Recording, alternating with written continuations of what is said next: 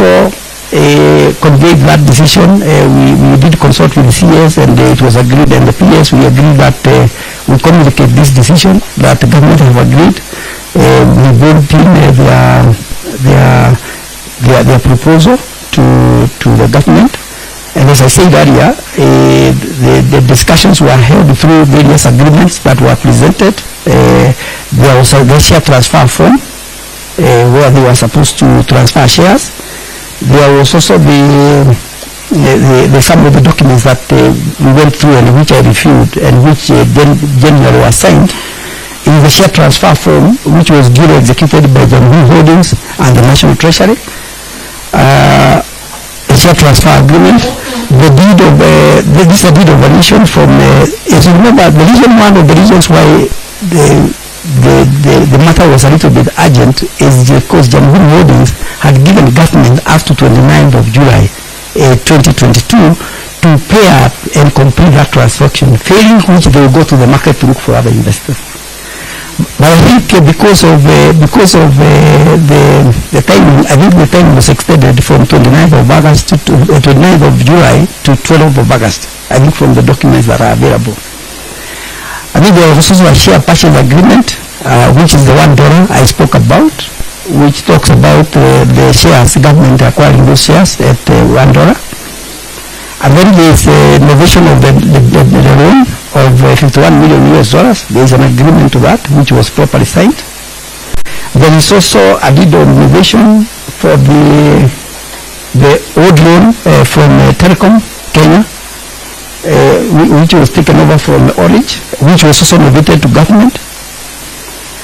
Then you have of course the termination of the old agreement which had been signed between Jamhuri Holdings and the government of Kenya. We had to terminate that agreement, and of course other associated agreements. I think after the agreements were signed, and during this process, we did as a Treasury write to the chairperson of Telkom Kenya to pass the necessary resolutions so that the shares, for instance, could actually be transferred, because the share transfer can only be effected by the company secretary through the resolution from the board. And those were the resolutions that we were expecting to get from the board.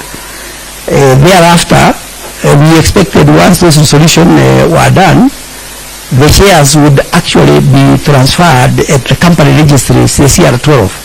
And I can tell you, because I have done this many times, this is once you get a resolution from Telkom, this is a business for 1 day to transfer the shares after CR12.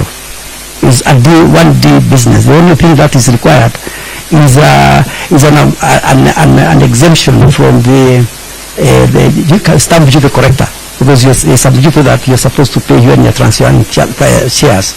But because government is exempted from paying of those taxes, so you just get an exemption, you can get it a day, and have these shares transferred within a day. So it is not a serious, it's not a big business to actually effect the CR12 once the share transfer forms have been completed.